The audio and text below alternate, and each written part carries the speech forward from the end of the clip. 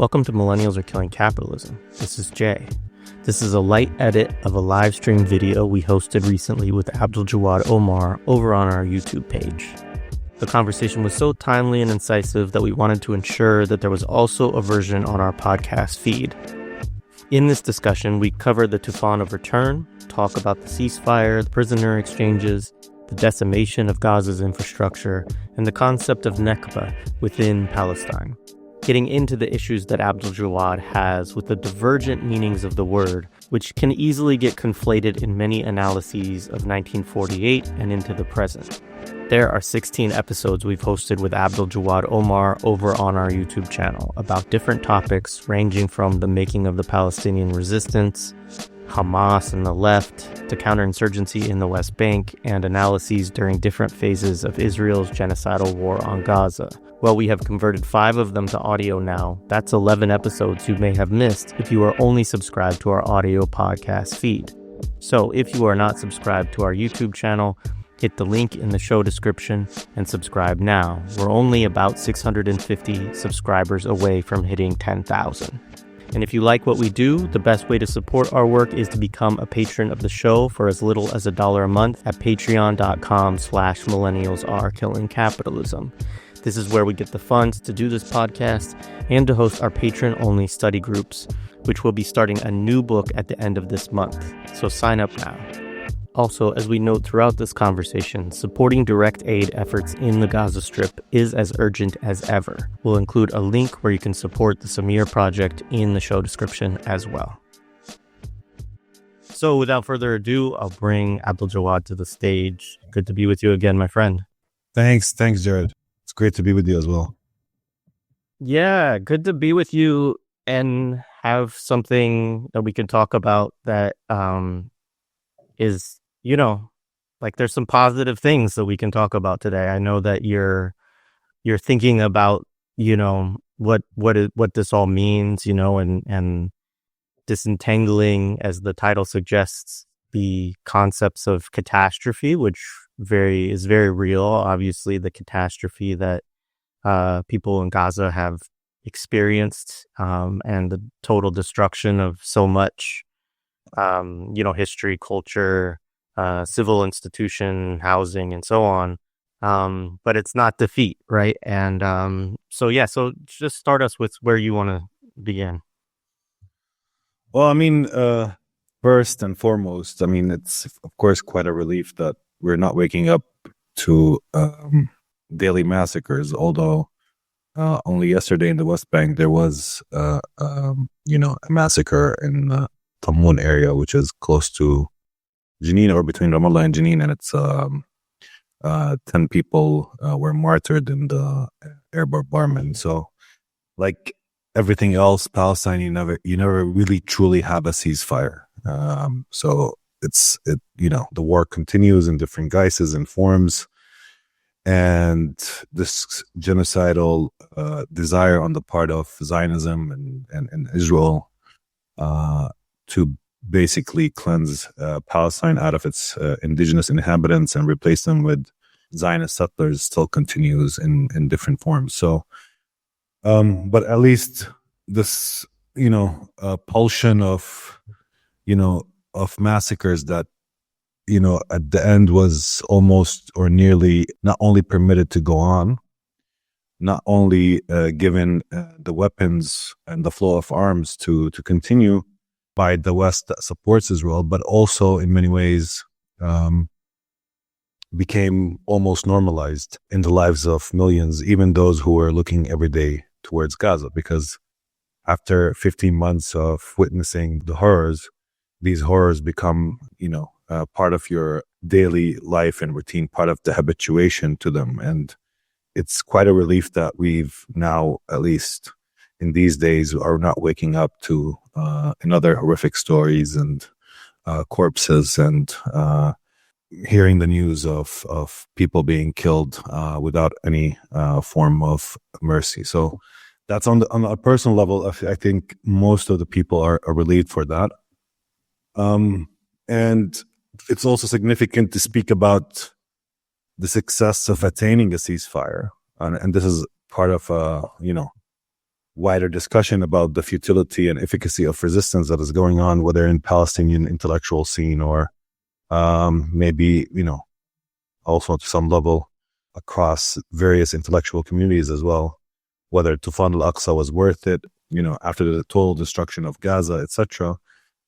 But for a while there, at least for a couple of months before the ceasefire commenced, I think many intellectuals, analysts were pointing out that this war might never end, or there will not be a stop and a halt in the form of destruction, that we'll see settlements coming back to Gaza as part of what it was called then the General's Plan, which was devised by Giora Eland, who's an Israeli general, which called for the cleansing of North Gaza and the establishment of new settlements in the north. But also hidden within all of this rhetoric and discourse within Israel was also this kind of desire or goal of seeing Gaza's population being ethnically cleansed, thrown into Egypt. We recently heard the statements of your current president in the United States, Donald J. Trump, who said that he wants to, convince or pressure Egypt and Jordan in accepting hundreds of thousands of Palestinians, even plans around consulted with Indonesia and Albania and other places that might take Palestinians, according to these statements of his. So that was the goal from the outset. And with a ceasefire, at least that goal finds a bit of difficulty in actually being materialized in reality. It doesn't mean we're completely out of, the danger zone. And I'll speak to that a bit later. But at least at this specific point, the ceasefire in of itself is an accomplishment. And it's an accomplishment because it ceases the massacres, because it forces Israel to withdraw from the area that separates the north of Gaza from the south of Gaza, or Wadi Gaza, which is this area that Israel has called now the Netzarim corridor, and built there what looks like a permanent but also not very permanent military base that cuts Gaza into half. And because we're seeing also the release of Palestinian prisoners who've spent decades and years behind bars, many of whom would not have seen the light of day if it weren't for this ceasefire and prisoner exchange agreement that has been agreed between the resistance in Gaza and the Israeli negotiator, mediated by Egypt and Qatar. So Egypt and Qatar and the United States, of course. That's the picture. Why is it an accomplishment? Again, because it diffuses, first of all, these plans for settlements, at least makes them much more harder to materialize. It enables Palestinians to return, as we saw with the flood of return from the south and central parts of Gaza to the north. Around 500 or 600,000 Palestinians have already moved from the south and central areas to the north. And at the same time, we're seeing at least a prisoners exchange agreement, which is releasing significant prisoners, and also, more importantly, prisoners who've spent years and decades behind bar, coming out after this agreement. However, having said that, this is a fragile agreement. It's a fragile agreement, meaning that there's three areas of strength for Israel within the agreement itself. First of all, the fact that it's a phased plan, which means that at any point, based on any infractions, we could see a return to fighting or violence. Specifically, or more likely, that type of violence would be more, remote form of bombardment through the air or standing firepower. I don't see necessarily Israel returning with its armed forces deep within Gaza, but that's also a possibility. So it's fragile because of that phased nature of the agreement. Second, because Israel continues to be driven by right-wing fascist agenda, embodied by people like Ben Gvir, who resigned from the government, but Smotrich and Netanyahu, and who, if they have the opportunity to still go back to war, to still accomplish ethnic cleansing, to still rebuild settlements, would, of course, attempt to do that.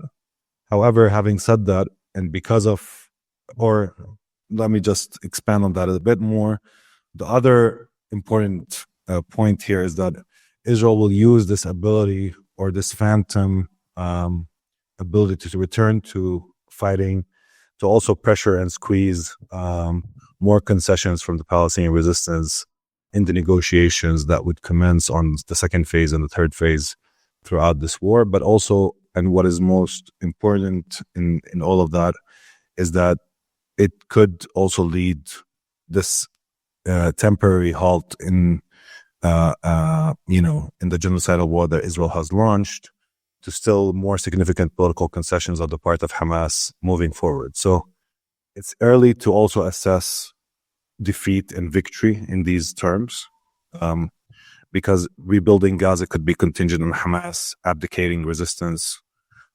We don't know what will happen in the near future as negotiations continue. And Israel still has a lot of cards of strength that will help it throughout these negotiations, even if it doesn't return to the war. But in many ways, at least stopping the war, giving a halt, releasing prisoners, and fracturing Israel's total victory narrative are successes that should be placed front and center in our analysis of the ceasefire and how it came about. And it didn't come about only because of American-Israeli disagreements or because Trump wanted to end the war. It came about because Israel was facing a long-term guerrilla force that is highly committed, that was able to inflict a lot of damage on Israeli troops, on Israeli equipment within Gaza, and that has sustained a guerrilla campaign for the past 15 months, and specifically in the past 6 months, even within the north of Gaza, by which more than 50 soldiers were killed since October, for instance, until the signing of the ceasefire agreement in North Gaza only. So there has been this concerted effort by the resistance. It still held the Israeli captives, and Israel couldn't reach these captives. It risked a lot, even if they wanted to reach them, because it might end up killing many of them in any operation to release them. And that's why we're also seeing a prisoners exchange agreement, because of this intelligence and operational failure to release prisoners without an agreement with the Palestinian resistance. So all of that, is part and parcel of why Israel chose, I think, to sign this agreement. It needed its prisoners back, and it couldn't sustain the war efforts for the long term. And it started to lose some of the diplomatic and political backing for a continued, never-ending war in many of the West capital, and of course among many of the Arab ruling classes that wanted to see some sort of end of this war at this particular juncture. And it also comes after 15 months of support by various forces in the region, including from Lebanon, the Lebanese resistance, that offered at least 14 months of sustained fighting with Israel on the northern borders as part of backing up the Palestinian resistance in the wake of October 7th. And it also came as a result of some groups in Iraq and others in Yemen, of course, playing an important and fundamental role in sustaining a regional dimension to the ongoing genocidal war in Gaza. So this is the picture as it looks right now, Jared. To your question, though, which is disentangling defeat from catastrophe, I think it's one of the most problematic, I think, for me, concepts in Palestinian history is the concept of Nakba. And the reason for that is because I think that Nakba has almost confused within its field of, within these words that are closely tied to it, both the disaster, both the ethnic cleansing campaign in 1948 and the idea of political military defeat. So there's different levels to how we read catastrophe, and Nakba is like a catastrophic defeat, no? And it's not only, a term that is attempts to signify, a natural disaster, or a term that attempts to signify it speaks quite directly to this mix of this immense event where, an earthquake happened that changed the foundations of life, And that's why you have a disaster or catastrophe. And at the same time, it talks about political, cultural, and military defeat, all in the same phrase. And that condensation of the term Nakba into these different elements altogether has basically made us very intellectually lazy in Palestine in various ways by, confusing disasters, if you want, that also have a political background, like the disaster of destroying Gaza in the past 15 months that Israel has successfully been able to inflict, no? And this is important because from a Palestinian point of view, we've been looking at Israel being unleashed with all of its power, whether in the West Bank, but of course for those in Gaza, it hits harder on a daily basis, on an intimate level, of course. The destruction of their homes, the loss of many of their relatives and friends and loved ones throughout this war. And for the Palestinians looking at this infliction, this deliberate strategy of destroying the city, destroying the homes, rendering it or attempting to render it unlivable, without any real repercussions on Israel itself. It was only backed diplomatically, legally, politically by the mainstream media. There was a lot of protection surrounding what Israel is doing, a lot of protection surrounding its war crimes, and still the dominant frame in the world is we need to give Israel as much leeway and space to commit the crimes it has to commit, at least in the eyes of the empire, so it sustains itself and reminds the region that it's the master of this region, no? And from a Palestinian point of view, we've seen monstrosity. We've seen this will of monstrosity on the part of the Israeli and the Zionist regime, but at the same time, the backing from the empire, and at the same time, no end in impunity, at least a significant end of impunity on the level of policymakers. I'm speaking, of course. At the same time, we can speak about how Palestine have won the hearts and minds of many in the world, and among many of the peoples of the world, including in the global north, or whatever we want to call it. So that's one of the pictures. That's a success, and it's a failure at the same time for Israel. So it's a success because, it's unleashing that much power without consequences shows you can get away with anything.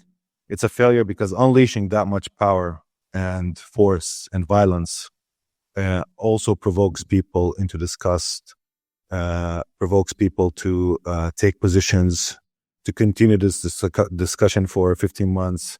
It changes minds, it changes hearts.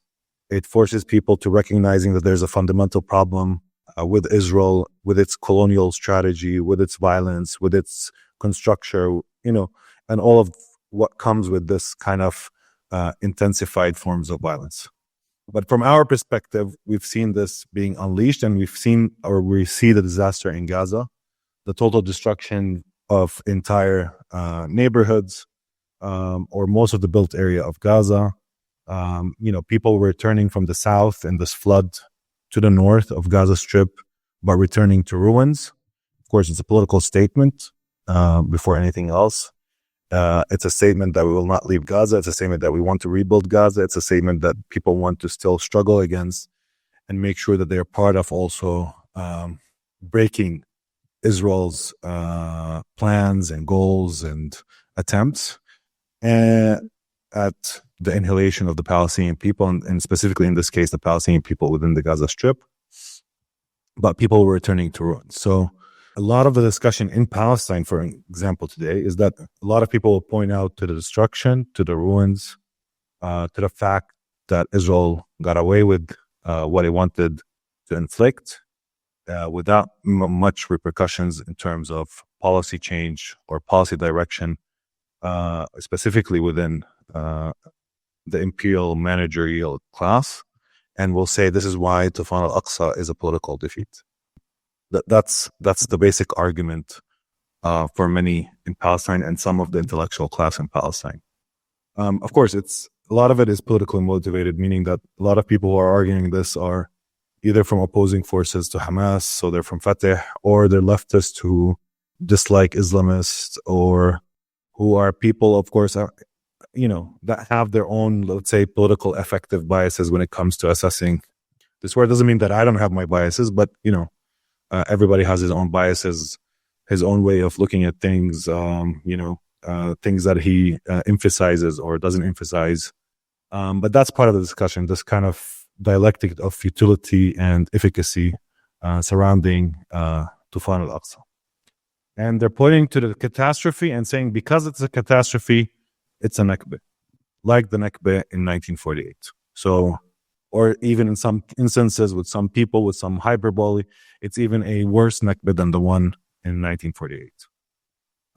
So there is that kind of conceptual confusion between disaster, which nobody can deny, because what happened in Gaza and what continues to unfold in Gaza and what is still really unknown about what unfolded in Gaza and still not really made into the public eye, at least more thoroughly, tells us as much, that there's a real disaster, there's a real catastrophe in terms of everyday life, in terms of the economy, the infrastructure, the urban layout, the killing of tens of thousands of people, the maiming of also tens of thousands of people, the injuries, the diseases, the health care system, all of these foundational bricks in any, if you want, urban life in the modern and contemporary world that we live in, that have been reduced to their bare minimum or have been actually destroyed. Which also still, and this is another point that we should place front and center, is that it means that the struggle over Gaza and its future, whether politically, whether in terms of people's ability and resilience to remains a question. It's not, a done deal. Not only because we could see a return to war, but also because the very fact, and this goes back, Jared, to what you were saying earlier, it's now that we need to increase our support for the people in Gaza, whether it's materially, financially, in whatever possible way we can, because this is the struggle now. It's the struggle to rebuild, the struggle to sustain resilience in Gaza, specifically because that is the major political fight that is long-term and that will not see a lot of people on the news. It's not going to be, breaking news all the time. Not all of these exciting, spectacles that will happen that will draw people's attention. But it's that very exact moment that we need to, let's say, increase and intensify our support in whatever shape and form people can or have the ability to do so. So that's a picture. Now, I lost a train of thought. I've been talking a lot, so you can interrupt me or. Yeah. No, thank you. I appreciate you laying all that out. I think it's all really important context. I think on one point, so obviously I totally agree.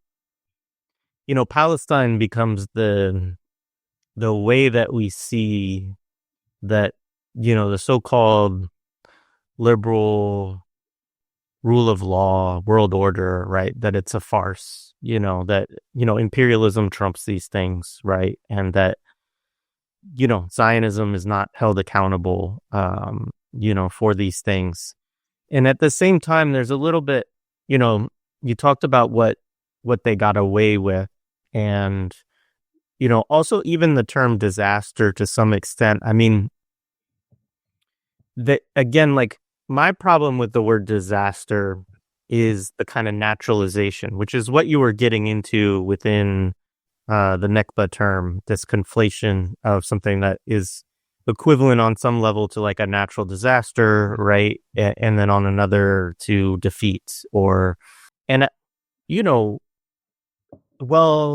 international law and things like that are not frameworks that I think have, they're full of their own hypocrisies, right? Is I guess one way to put it. But nonetheless, we saw 15 months of war crimes, unfolding every day. And I think the question of accountability is one that is not going to be immediately resolved. And that's part of the problem also with these international orders, is that they don't have quick enforcement, kind of mechanisms. And so it's going to be a political struggle.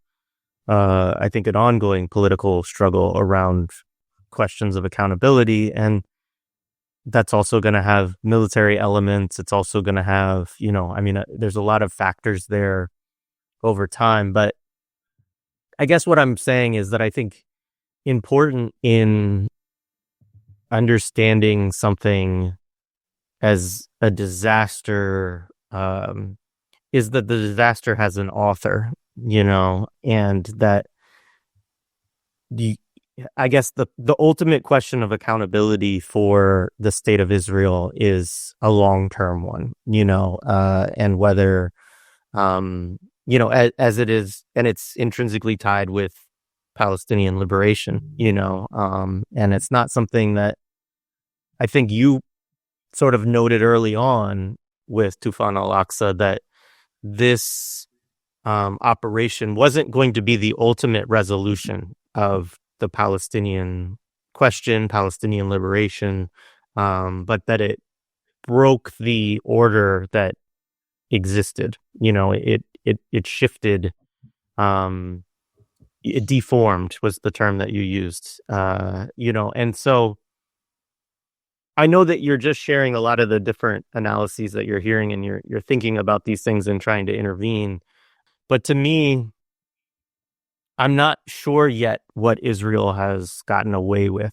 I know what they have done, right? But whether they get away with it is, I think, a longer term question. No, I agree with you. I don't think we can, again, this is a ceasefire, and it could be temporary. It's fragile. It's not necessarily a long-term solution to anything. But also the questions that arise from this moment as we move forward are still, again, everything is still open. I don't think this historic moment has landed, if you want. I don't know if it ever lands, but I don't think it ever lands. And it could actually, what we've seen in terms of at least the end, whether temporary or more permanent, of this war in its more intense, violent form, does not mean also that we don't see, for instance, in the next decade, Palestinians living in Gaza but slowly, or people not being able to live in Gaza, or because the foundations of the destruction making it unlivable has already been created. So there might be a long-term strategy that undoes life, that undoes life in Gaza in ways that are much more silent, incentivizes and disincentivizes people based on economic rewards if they leave, and perhaps poverty and ruins and lack of essential services if they remain. So there's a layered level here when it comes to thinking of this moment, whether if Israel really got away with it, whether Israel as an idea politically, historically has failed and crumbled, and we're seeing slowly also the internal dynamics within Israel shift slowly, as many people in Israel also find less hope in the future around the state and its continuity and its reputation in the world, and opt also to leave in different ways. One thing that is notable that we can just mention is that the fact that Palestinians have returned to ruins, while still many Israeli settlers have failed to return to their homes and houses and settlements on the border areas with Lebanon or in the south, which tells you about the different relationship that people have, first of all, to land, to their ties to this land, but also more importantly, to the way they look at the state and what it should offer them before they leave to do their functional role within this society that is based on settling, based on, expansion, and the way these settlers look at themselves as, frontier settlers that are supposed to protect the state, provision it with the ability to control borders, and at the same time protect it from, the barbarians, between quotes, on the gates. So that's a level of also the differences between, at least us and the Israelis and the relationship to the land that I think is important to note. People returning to ruins, also in southern Lebanon, where we've seen, Lebanese villagers who hail from the south return by the end of the ceasefire, despite Israel wanting to expand its presence in Lebanon for another 2 or 3 weeks. And we've seen at least 20 or so people martyred also in their attempt to return to their villages. And many of these villages were actually liberated by the bodies of people wanting to go back to these villages, even though they're in ruins as well. So that's just a different picture. I mean, between the settler, the ties to the land, and at least the Palestinians who want to be and want to remain and understand that the sheer presence is a political statement. No, this is one of the best places to find meaning if you want to find meaning in life, because just by being and breathing, you have some sort of, existential answer to the existential questions that you have, including that your sheer presence disturbs the gaze of the settler, or at least makes them feel that their project is incomplete, and that the foundational violence that gave way to the rise of their state has not really been able to retroactively legitimate itself completely. So that's part of the story here. But I think that in my earlier statement, I lost the train of thought. But in my earlier statement, what I was trying to say conceptually is that one of the problems in the intellectual tradition in Palestine is this kind of conflation between catastrophe, disaster, and defeat.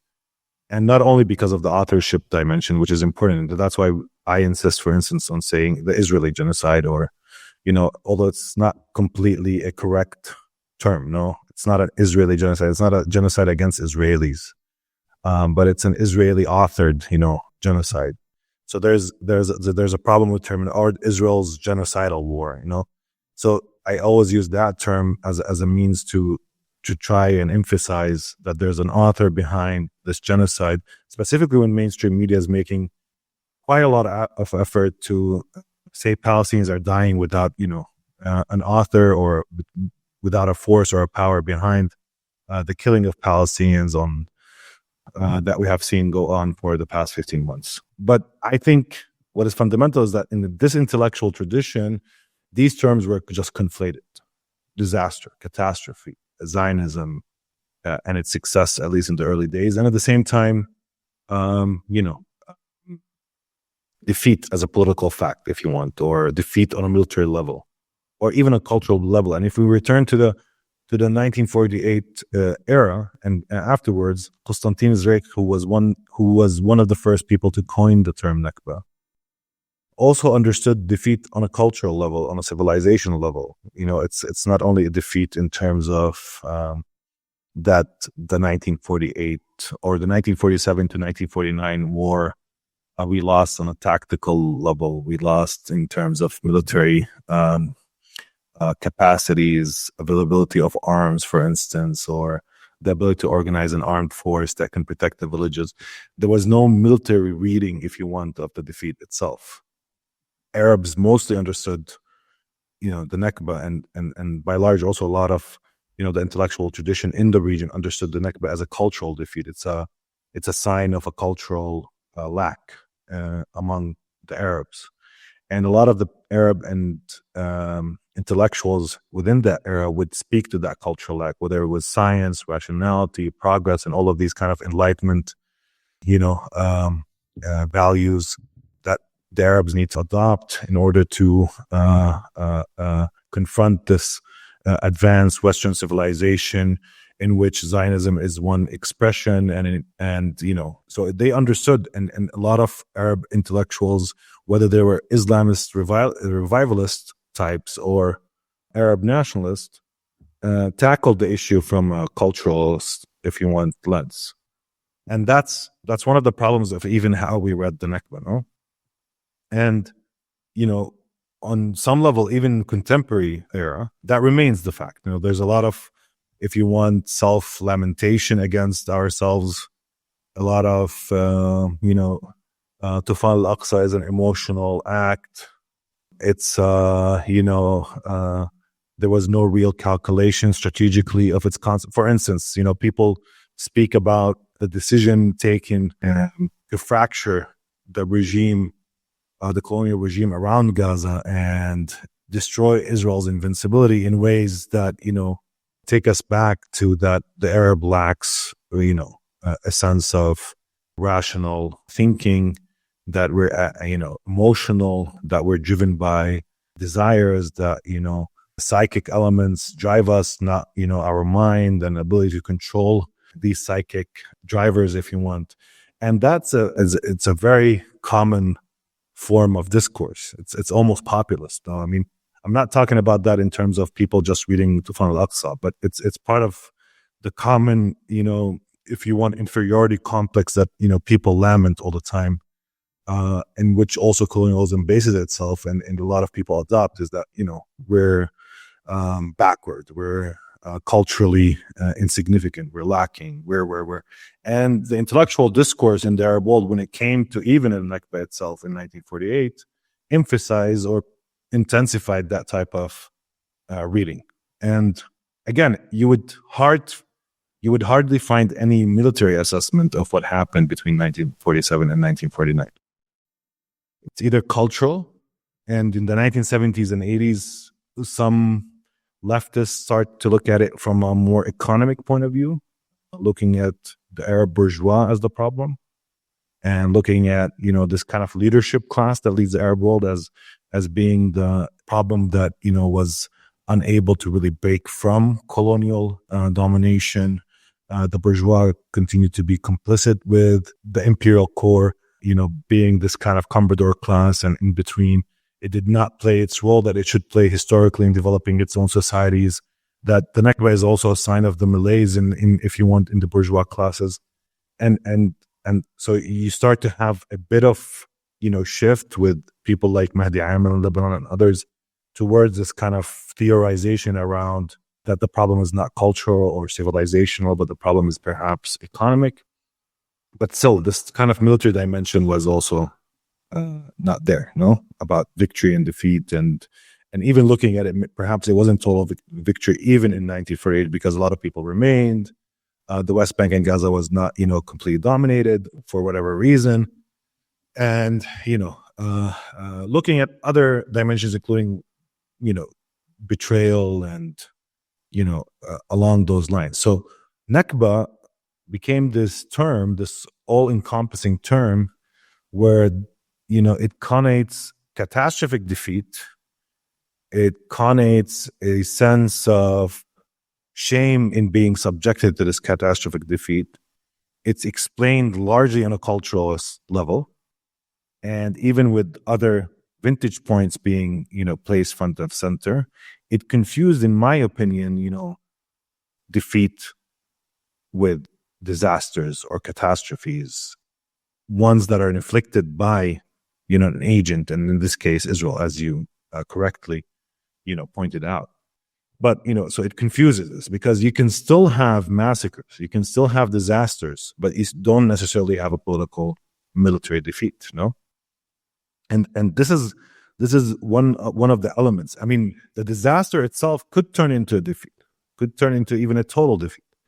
It could turn to people, as I said, in the next years, in the long term or medium run, moving away from Gaza, for instance.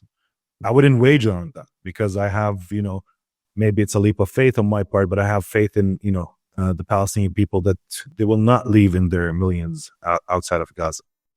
Maybe, tens of thousands will leave, but we will not see numbers that will, completely change the fabric and demography of Gaza irreversibly, at least. And in many ways, that confusion is one that, in a lot of the kind of intellectual political assessments currently is completely being confused. And I think this is why we need to disentangle these two terms. You can still have catastrophe, you can have the destruction of a city, you can have Israel preparing the ground for ethnic cleansing. You could have, the Roman emperor, in this case, Donald Trump, saying that he wants to move Palestinians out of Gaza and perhaps also out of the West Bank. And you can have the discourses coming from the right-wing fascists and settlers like Ben Gvir and like Smotrich, who want to see settlements back in Gaza. But, there's still a struggle of wills. And in the struggle of wills, Israel blinked first. It wanted the ceasefire. It asked for it by the end. And it went back to signing a ceasefire agreement that was already agreed upon in December of last year, if not May of last year. So that is the fact of what happened.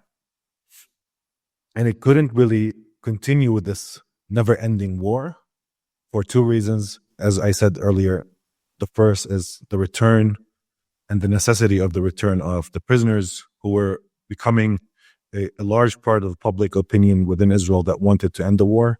And the second is, the long-term guerrilla campaign that was inflicting on Israeli forces a lot of havoc and destruction in its operations, whether in the north of the Gaza or also in the south, in Rafah and other areas.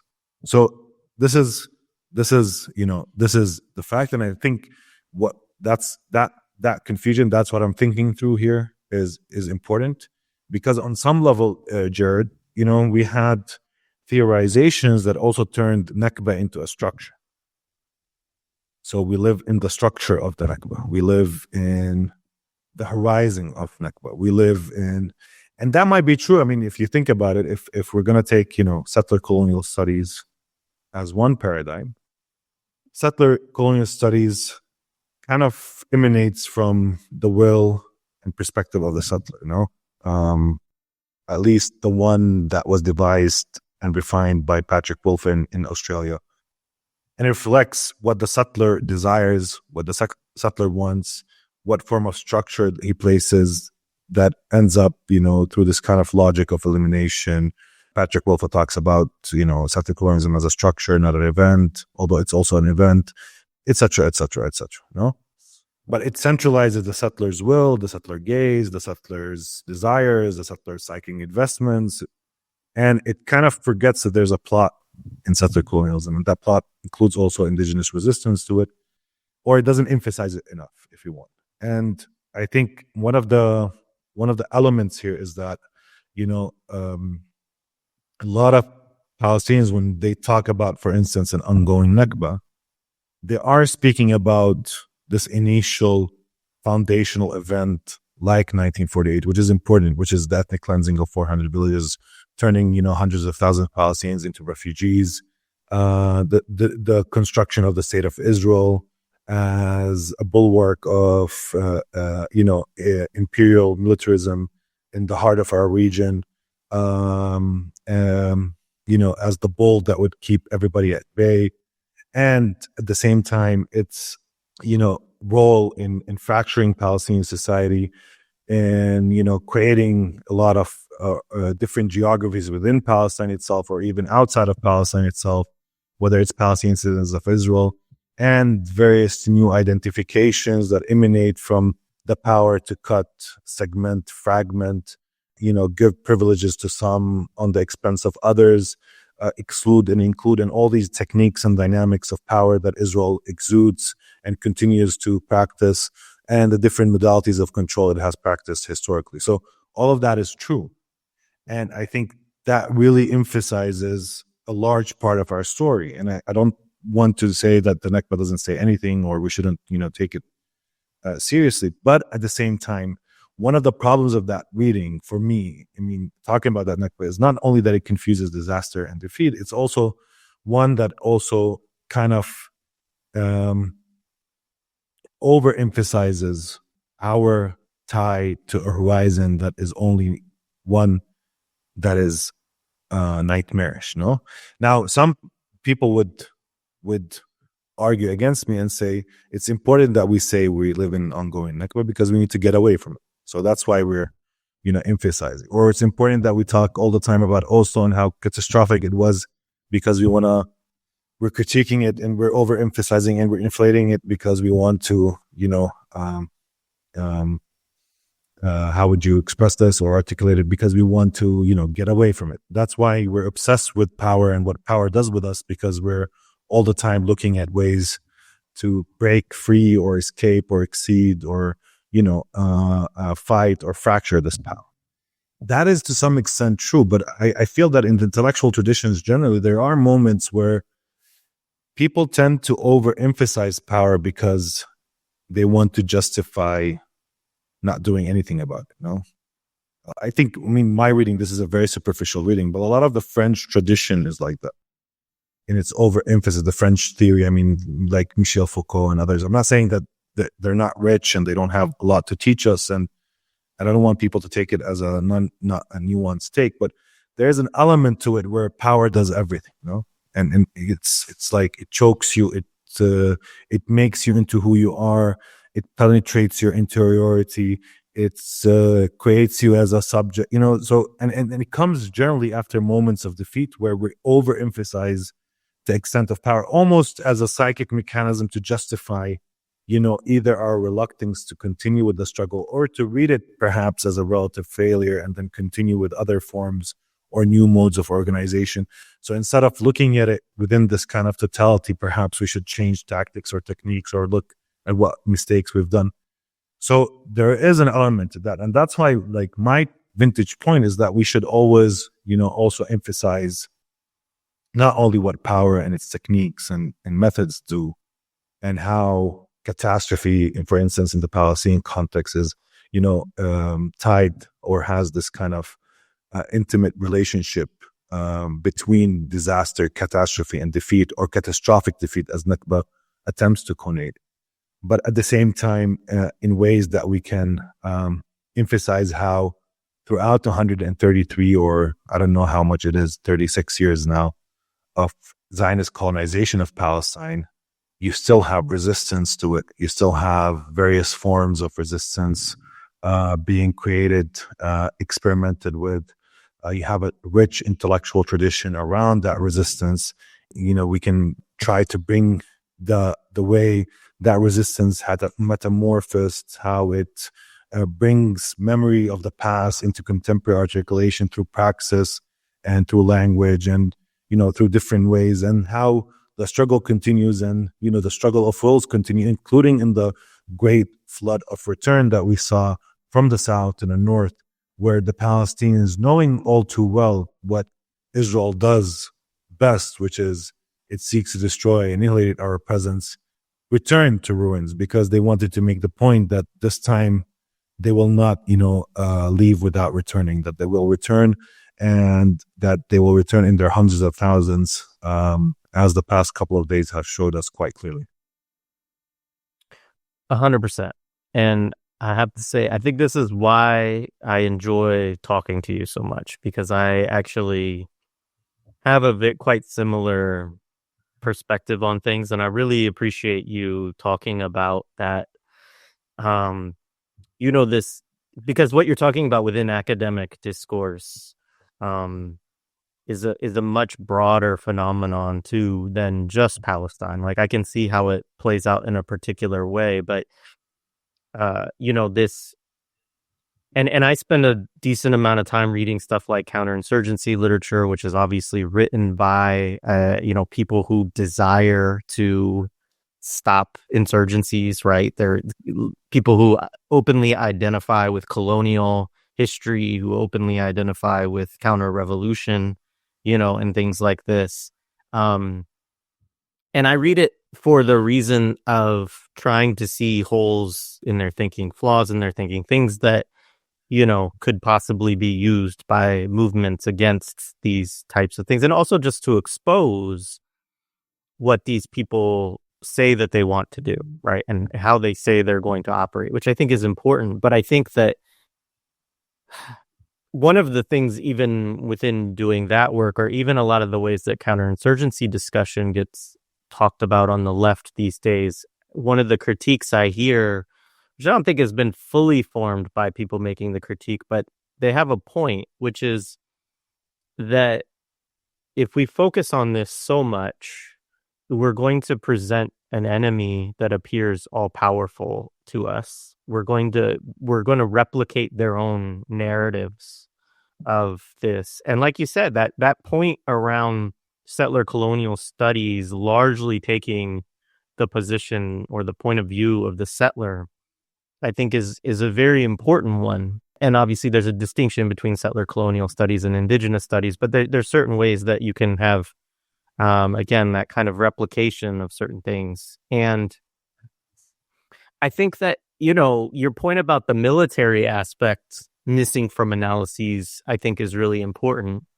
Um, and again, like we could think about military aspects, you could also think about strategies and tactics within movements and things like that. And, analyzing these things. I do think the economic aspect is a good intervention.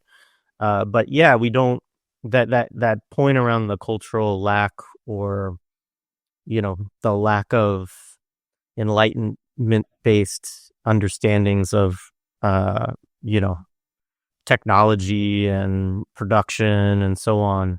I think those are very important points. And I think that there's also this point in sometimes these traditions too, that I'm always a little bit wary of like, then thinking of resistance in quite nebulous, sometimes even individual kind of terms, and these concepts of like living otherwise or doing things, outside of certain dominant paradigms. But again, like part of my problem with this is that in a certain way it becomes kind of individual, kind of neoliberal, and sort of an acceptance of ultimate defeat, right? So I can't confront this power, so then I'm going to live my life differently.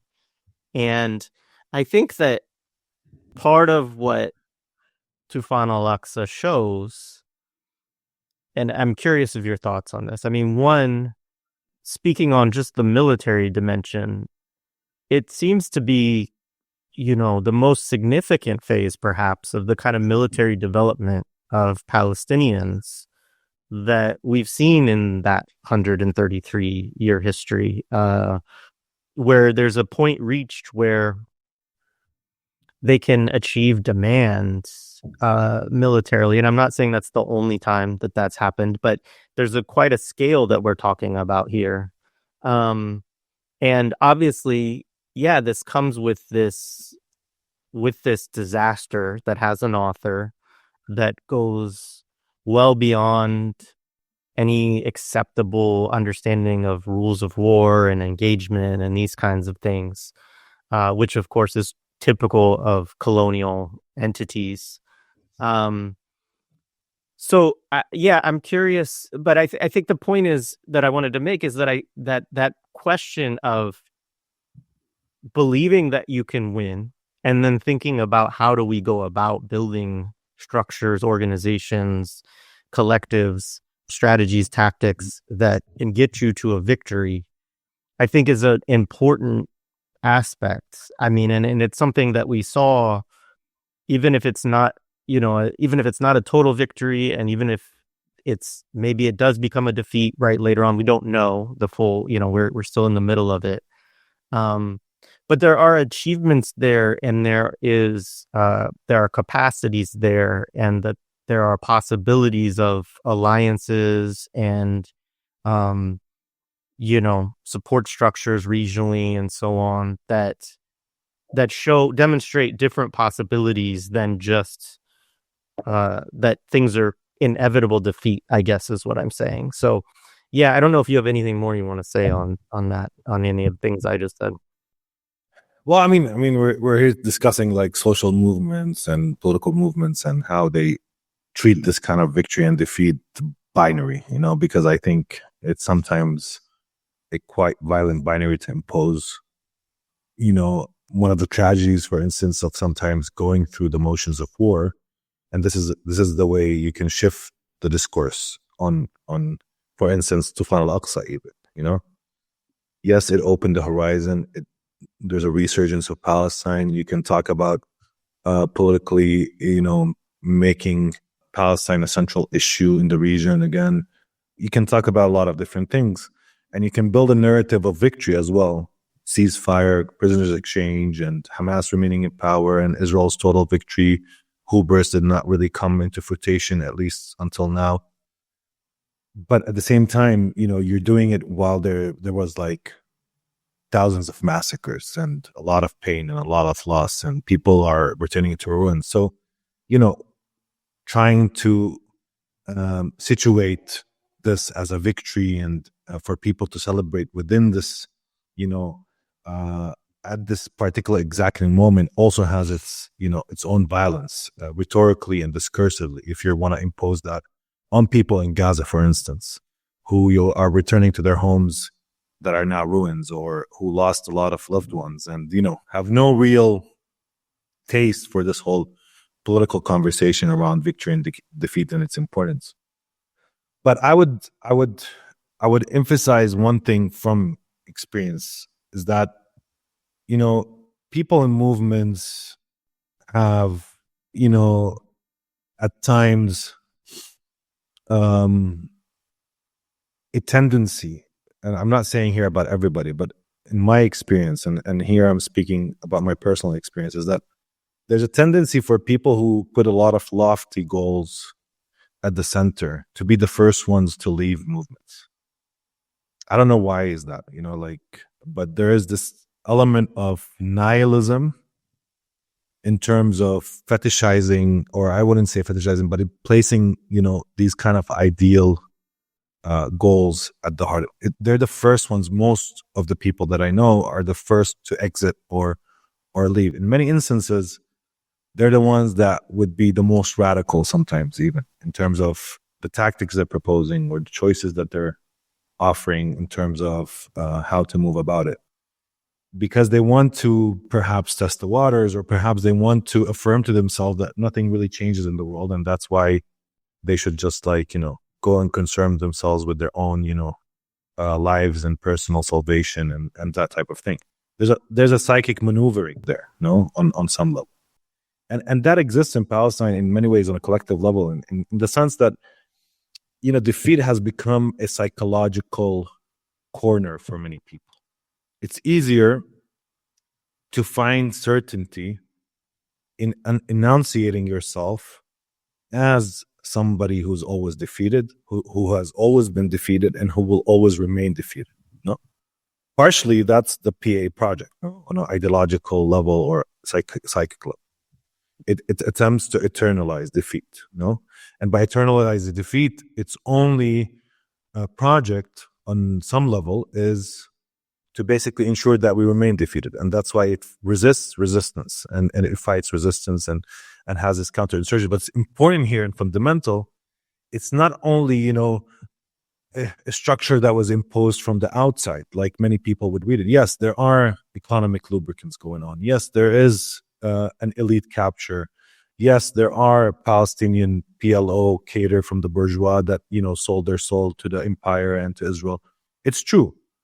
But that doesn't explain how, a working class Palestinian becomes a PA officer, and he's used to be also a revolutionary. He was an Israeli person and tortured, and how that kind of development happens, and that kind of psychic shift from being interrogated by an Israeli to working with an Israeli and to interrogating Palestinians in the interrogation room and torturing them. So we need to have, a much more complex and nuanced understanding of how that develops and how it evolves and how people are, make these kind of shifts.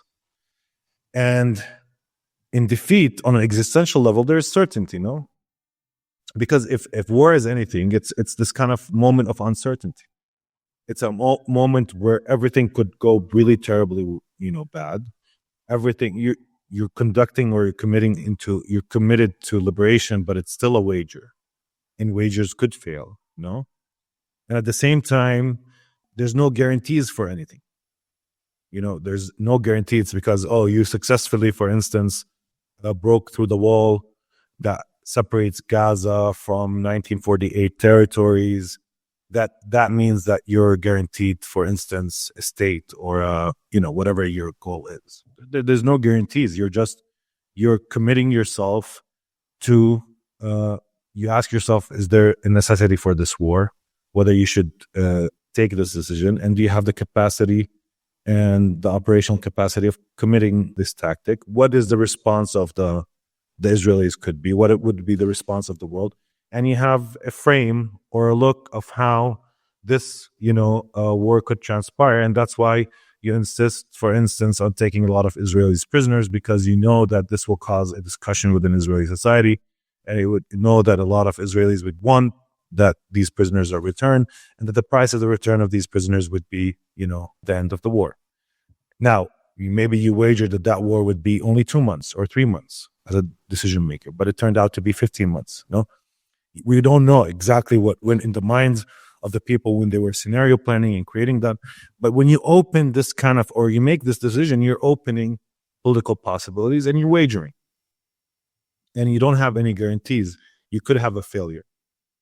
You could have relative success. You could have relative failure. You can have both. And you can get this kind of muddied, no victory, no defeat type of picture, no?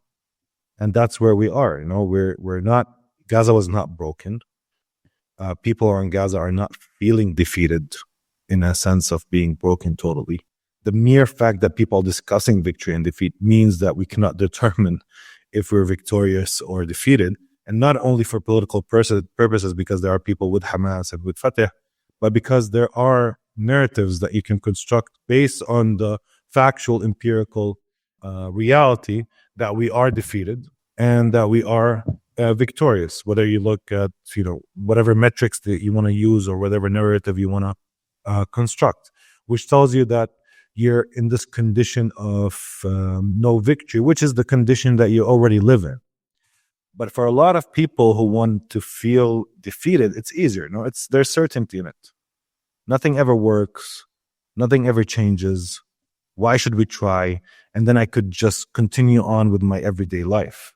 Because what is more dangerous is that you believe in the possibility of victory or overcoming colonialism or changing the form of relationality on the ground or decolonization. You truly believe that that's possible, but you don't do anything about it, or you fight the people who do something about it. The second thing I would say is that for some in Palestine, but also beyond, that they will only believe that victory is possible if it's now. It's like paradise now or salvation now. It has to happen now. So there's this kind of like very short patience, if you want, or sabr in Arabic, if you want, towards, what you were trying to articulate earlier, which is, what is the repercussions of this? Did Israel really get away with it? Or will it face repercussions in the near future or the medium run? What will happen on the legal front? What will happen with new generations rising and, unlearning their Zionism and rethinking? And there's many questions here because, again, even on that level, we can be hopeful and we can be very not hopeful, because we can also say, Israel was only able to get away with this because that's what today Western powers want. They want a state that break the rules of war, norms around the rules of war, because the West is getting anxious around the rise of China, for instance, and its ability to compete technologically. And that could prove to be the most important fundamental challenge for, this whole Western imperial dominance since at least 500 years, that we're starting to see some sort of power develop that is economically viable, that can compete in technology, that has a military, that has a large population, and that faces the West head on its own terms and defeating it on its own terms. That's one of and there's a growing anxiety around population demographics in the West, around climate change, around the sustainability of the economic system, around, the welfare state. So there's all of these concerns and a lot of the anxiety, this kind of aging population and aging empire. And that's part of the description. And that, if this West wants to make it through this competition, it will need to use all of its power and unleash it. And Israel is just the first to do that in this century. An example or a model to be emulated in the future. And, with the rise of tech bros, with Elon Musk and all of these people, and you have, techno-feudalism / Trump / this obscene master that says things that shouldn't be said, but people still celebrate him or not take him seriously. And he wants to take and grab Greenland and wants to return to Panama. So you see signs of that as well. Signs of revisionist powers now are the very powers that set up the system, no? And they want to revise their system. They want to break the norms and rules that they helped build throughout after the Second World War. And now they're revising these rules and norms. And Israel is one element of that, at least that, should be taken seriously, because what happens in Gaza will not stay in Gaza and will be emulated elsewhere, or will be implemented or enacted elsewhere in different guises and forms. And that's a different reading. I mean, we could be heading to even more deaths, more massacres, and not only the Arab world, but beyond that. So in many ways, we can construct these narratives, and that's important. We can construct narratives around victory and defeat, and we can construct narrative or disentangle defeat from, catastrophe and disaster. But one thing that people are uncomfortable with is this kind of position where you're not totally defeated or you're not totally victorious. It's a position where you're still stuck in the need for, more energy, more will, in the need to think through the possibilities politically. And in a colonial situation, it's not always in your hands. For instance, it's not just, you're being radicalized and you're organizing yourself, because in the colonial situation, there's so much violence and it's so in your face. And because there's somebody intended to really eliminate you on a physical level, that political question is a question that, moves beyond, people who talk about politics or more politicized in specific groups, or have, a more political outlook or anything like that. It's a societal issue, and that's why it's easier to just, live in the comfy bed of defeat. In nothing will change. We just, move on in our everyday life, and let's not be concerned with the collective dreams and hopes and then the will and the sacrifices needed if we want to actually truly liberate ourselves. And that's why I think, defeat is a psychic, has a psychic hold over a lot of Palestinians. And it's not because only the life they lead has many signs of defeat, whether it's the expansion of the settlement near them, or the settlers coming on the streets and ruining their life, or our experience of time. As time passes, we see more of our land being annexed, or, things like that. And even a lot of analysts made that mistake when they were assessing the war in Gaza. It's like Israel is creating facts on the ground, and therefore there will be settlements, and now it broken Gaza into two, and it will not concede, and the war will go on, and Hamas maybe should think, some of them were inferring, not saying it outright, but Hamas maybe should surrender, to prevent that from happening. But eventually that did not even transpire, because that's our experience of time. That's the way time is experienced here, is that the more time passes, the worse it gets. And that's why some of them were like in disbelief when the ceasefire happened, because not everything they kind of promised us in terms of the worst case scenarios unfolded. It could still unfold. And some of them, perhaps just to tell us, I told you so, wants to want it to unfold. But I think in different instances, it was shown that Israel also concedes that its will is not inexhaustible to continue with this war. And it tells us that there's still a human behind the machine that has a will, has a limit to what sacrifices they're willing to expend, has political contradictions, and is defeatable. That's the point of resistance. That's the point of zero distance, is that this intimate engagement between you and the colonizer renders the colonizer human. And because he's human, or she's human, or whatever you want to call the colonizer in this sense, they're defeatable. Defeatable on a political level, defeatable on a historical level, and therefore relations could be changed, and new humanity, as Fanon tells us, could arise. Yeah. Thank you so much. So a couple of other things. There's a few things I do want to touch on. Let's talk a little bit about the prisoner exchanges. One of the figures that was released today was, I may mispronounce this, correct me if I do, Zachariah Zubeidi. We say Zakaria though. Okay. So In Arabic. talk a little bit about, maybe just say a little bit about who he is and just the significance of some of the prisoners that are being released, for the Palestinian prisoners. Well, there's a movie that was, it's called Arna's Children. It's about the Jenin refugee camp in the Second Intifada. And for people who want to watch it, I think it's on YouTube. And it's a documentary, and you can see Zakaria in it when he was in the camp in fighting alongside his comrades at a young age. And Zakaria's baby used to be, a youth in the refugee camp who joined the resistance, fought against the Israelis, was arrested in the Second Intifada, and I think pardoned because there was a pardon agreement at some point. I'm not sure about that information, but we should double check it. But he made it out. He became some sort of public / political figure within Fatah. Eventually, I think in 2018 or 17, around that time, he was accused of committing operations using gunfire in various locations within Ramallah. Specifically, he was living in Ramallah, and his son was recently also martyred as part of the Jenin brigades, and he also escaped prison with the people that escaped the prison 2 years ago.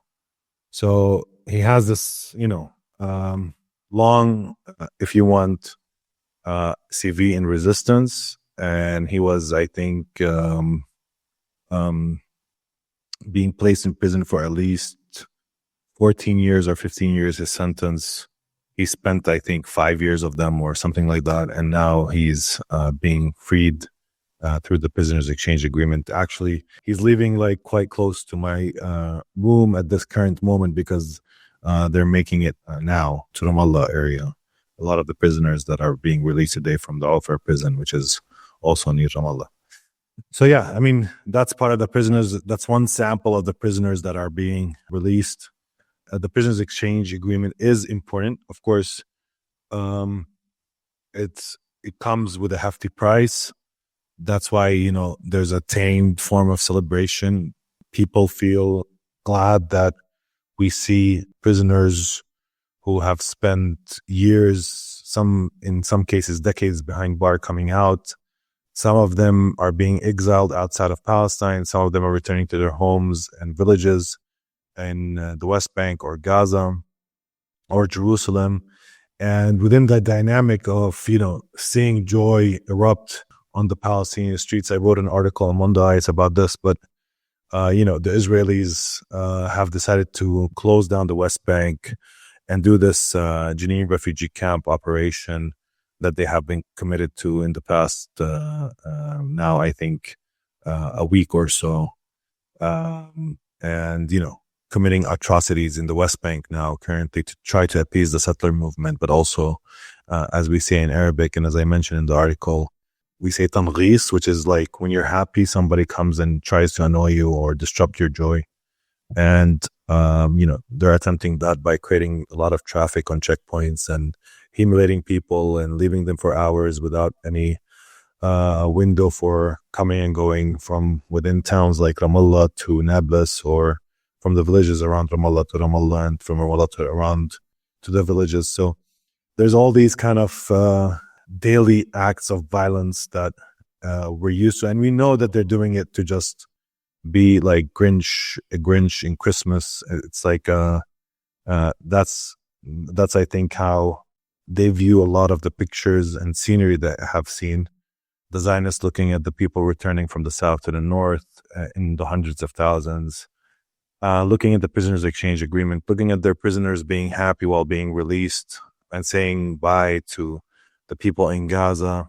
There's a lot of images now coming out that not only fractures the right wing in Israel's, total victory narrative, at least for the moment, but also I think on some level, shifts the inferiority complex, I've always, been amazed, because when you read Fanon, usually Fanon emphasizes the way the colonized have, some sort of inferiority that develops towards the colonizer.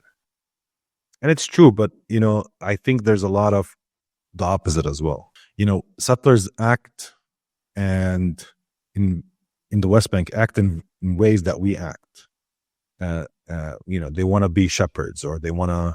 So there's all of these kind of nativization and, attempts at imitation of the local indigenous population. But beyond these levels, of course, I think there's an inferiority complex because they see the will of people. They see how people, despite all the pain, are not broken. They see how people are willing to sacrifice, how our leaders, lead the military campaign like Yahya Sinwar and get killed and are not opportunistic and corrupt, and their children are not in Miami. They see a lot of these different things, and there's a lot of, jealousy. There's a lot of inferiority that develops among Israelis, not only looking at Palestinians being able to conjure up joy, not conditioning, the government investing millions of shekels, which is a currency in Israel, new Israeli shekel, to return to their homes that, are in the north or in the south, in the Gaza envelope, or across the borders from Lebanon. There is a testament to people's will of endurance, ability to withstand this form of monstrosity, being dropped with tons of bombs and explosive. People are estimating it's about 3 nuclear weapons like the ones thrown at Hiroshima and Nagasaki, and still people, smiling and laughing and putting victory signs. Yes, and I'm not saying that people all feel that way in Gaza. There's a lot of people who might feel differently as well. It's not one picture. There's a lot of pain and crying and loss and feeling of how you will rebuild your life, and feelings of that we live in the horizon of disaster. There's all these confused feelings and complex feelings coming up at the same time.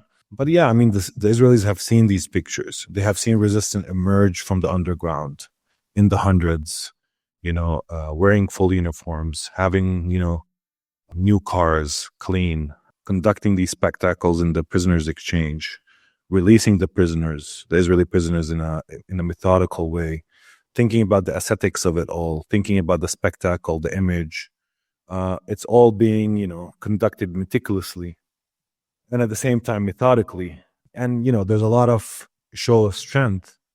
Some people might say, or some analysts will look, they're showing strength, but it hides a lot of weakness, and etc., etc., etc.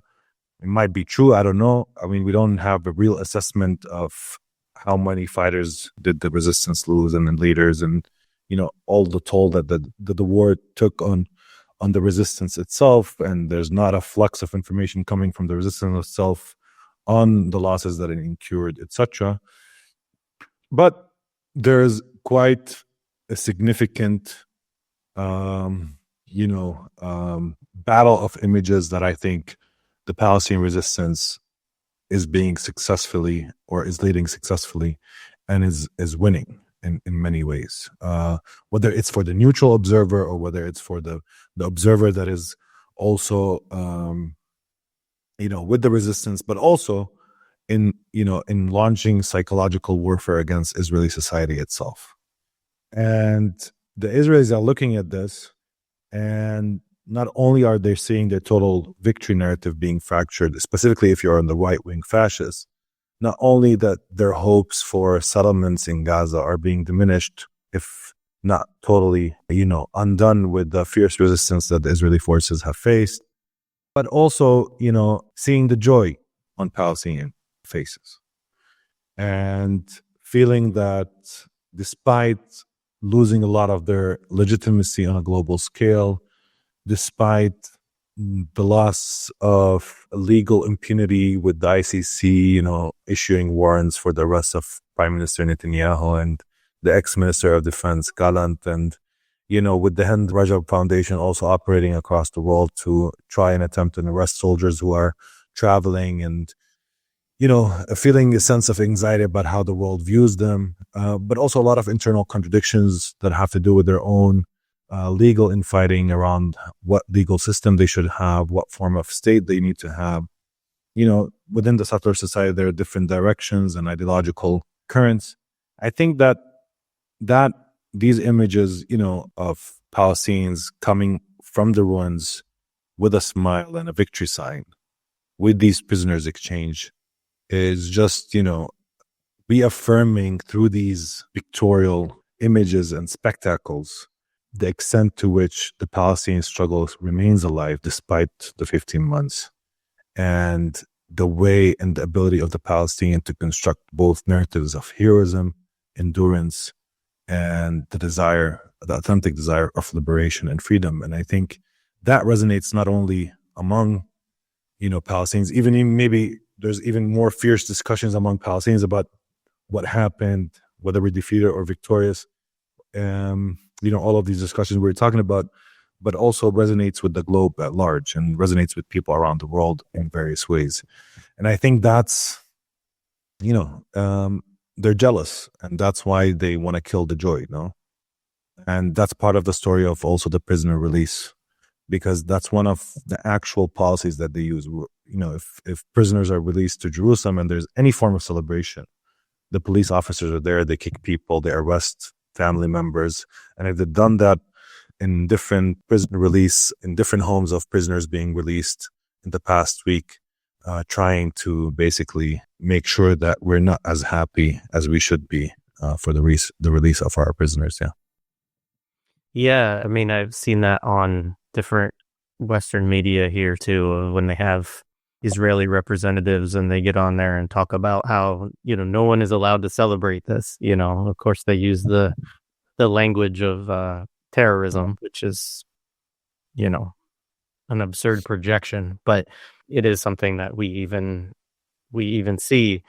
Yeah. And I think that as far as the projections of victory and of, a lot of like the Western, kind of imperialist think tank wonks, I like to call them. I mean, they've written articles and stuff about how Al-Qassam was continuing to successfully recruit people to continue to fight even after the killing of Yahya Sinwar,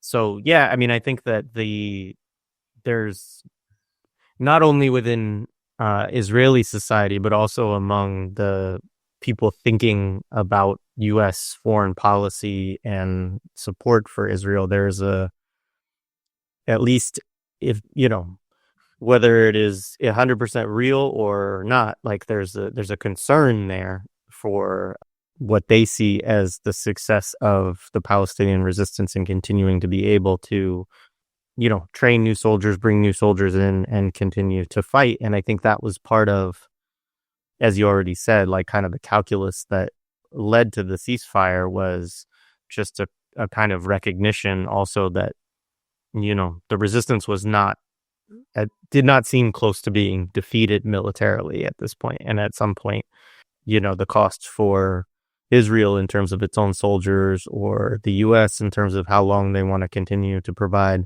endless military aid for this and so on. I think those were factors.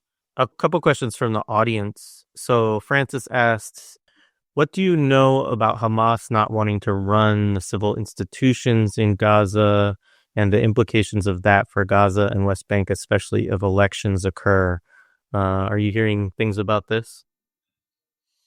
No, I mean, the whole issue of reconstruction of Gaza will be tied to, which is, again, this is the first thing that I emphasize in our talks thus far, which is that Israel has many points of leverage. The first is, of course, its ability to return to violence, not necessarily invading Gaza or, entering areas where its forces could face damage and face killing of more people. That is also a possibility, but also violence in using, air power and standing firepower.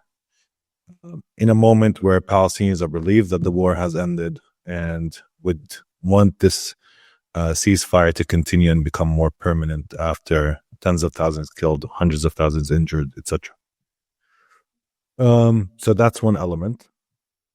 I think the second element, which is, I think, also central, is that Israel will hold leverage over the extent and breadth of the reconstruction, since it's the power that surrounds Gaza and is able to dictate what goes in and what doesn't go in.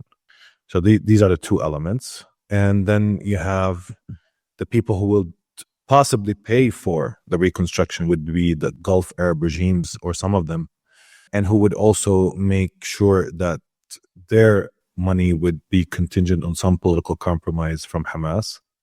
So Hamas is in a quite difficult position in terms of being able to enforce its presence for the long term politically in the Gaza Strip, without, conceding on some level in order to be able to provision the reconstruction of the Gaza Strip, a dire need for many of the people who live in the Strip at this moment, and who would want to see significant, reconstruction coming in, economic investment, and the ability to rebuild their lives that they have lost after 15 months of war.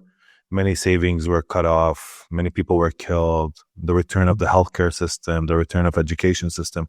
It's a lot of things that need to be reworked in many ways. And, it's still an ongoing process.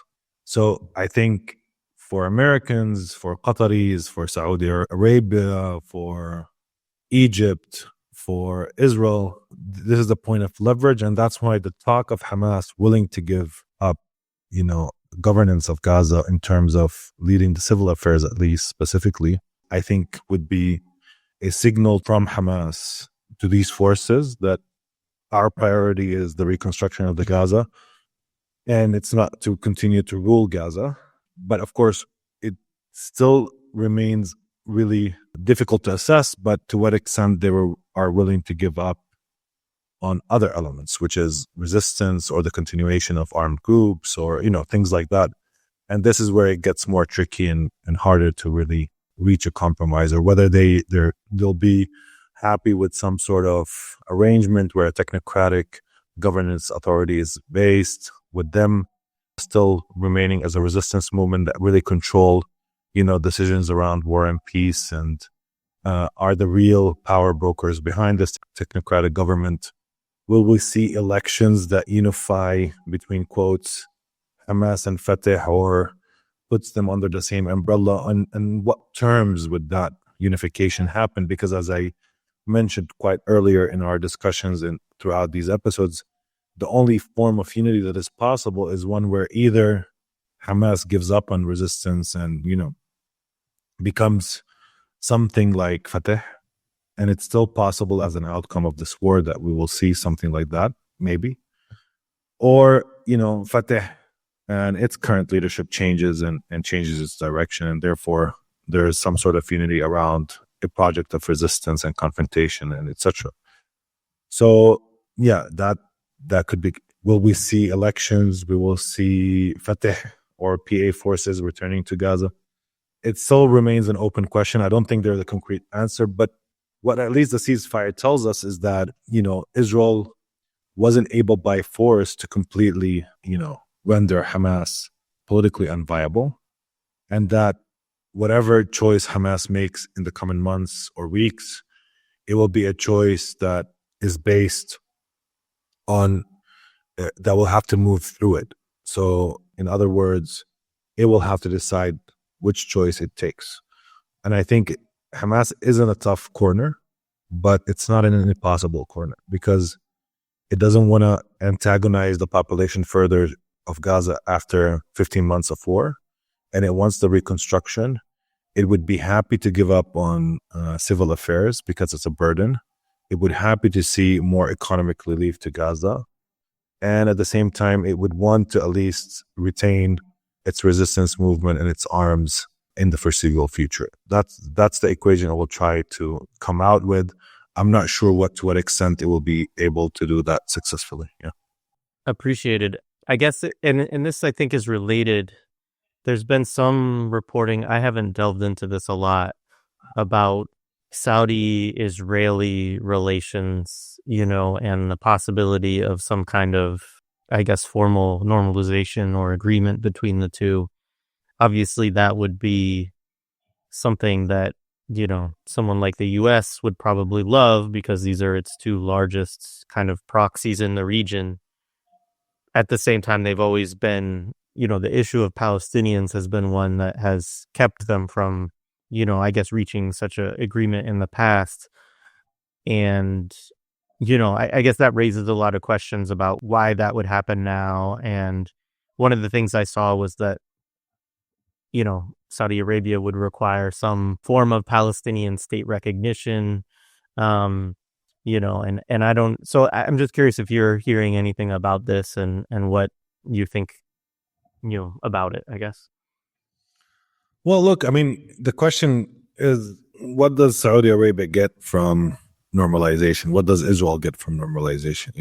And what the Saudis, I think, have on some level seen some sort of relationship with Israel as a strategic necessity in confronting, a growing axis of resistance, in making sure that the United States will back it off at heated moments, and making sure that its system will remain stable and the empire will be there for it, because the empire also ties a lot of the relationship to Saudi Arabia and a lot of these Arab regimes and Arab ruling classes, to the extent and breadth of these Arab ruling classes' willingness to, speak to Israel, normalize its relations, normalize it in the Arab world culturally, politically, on the media level.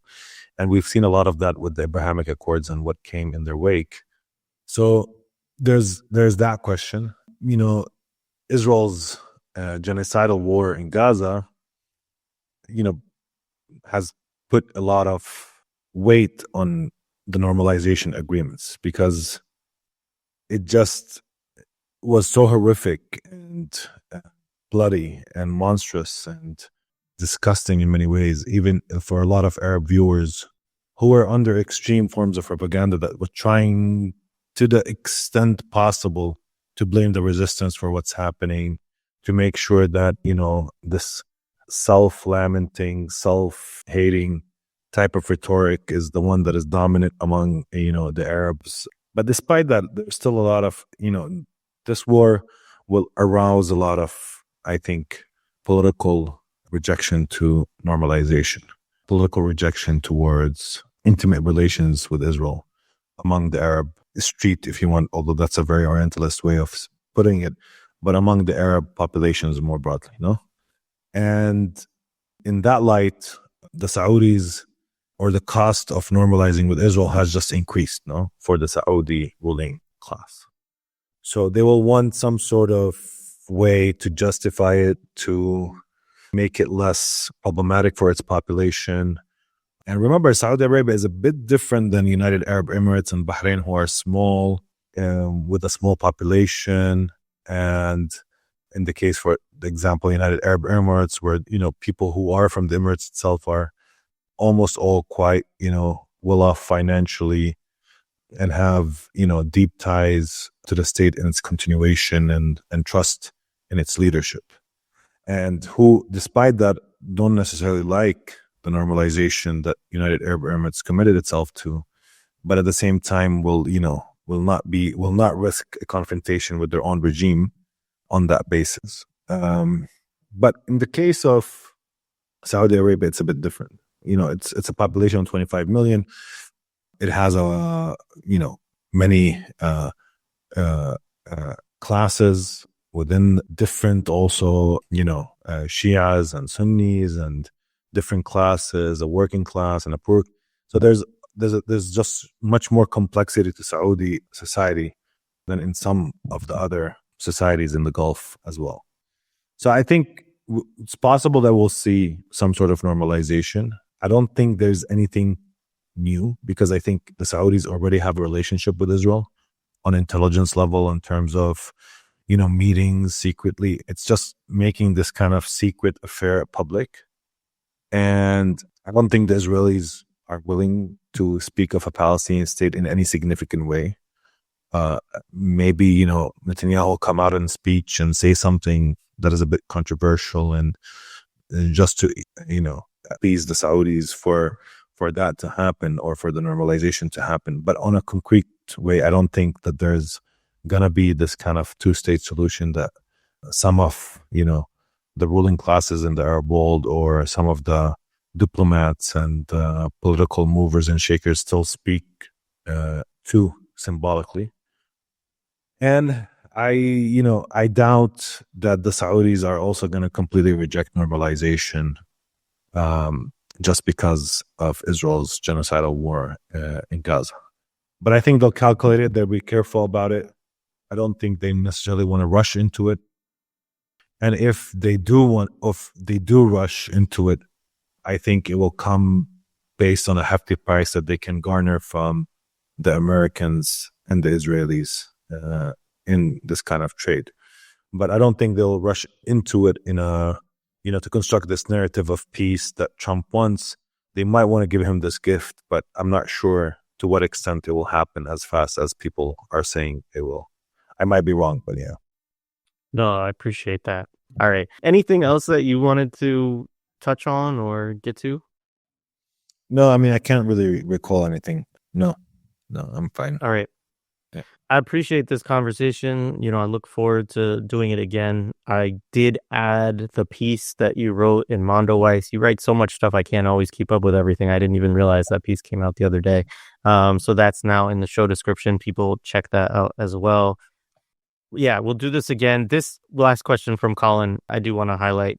Since the ceasefire, there's been way fewer calls to action in my area. Anyone else seeing the care spigot dry up? This is just a commentary too on something we both referenced that I just would like to underscore again as we close out, which is that, people in Gaza are going to need our support just as much, if not more, than what we've been able to do in the past. And so it's really important that folks continue to, whether they form their own mutual aid projects in their communities, whether they support ones that are already existing, like Samir Project, which is run by largely diasporic Palestinians that work with folks in Gaza, find ways to support those projects where you are. That's a very important thing to continue to do politically, and it will in many ways be a part, I think, as you laid out, Abdaljawad, of determining the long-term horizon here, of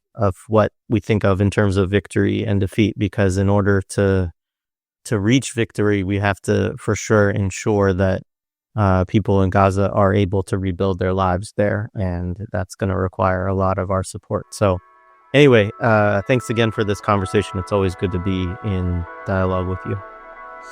Thank you, Jared. I'm also happy to be with you anytime. All right. Thanks. Yeah. Thank you.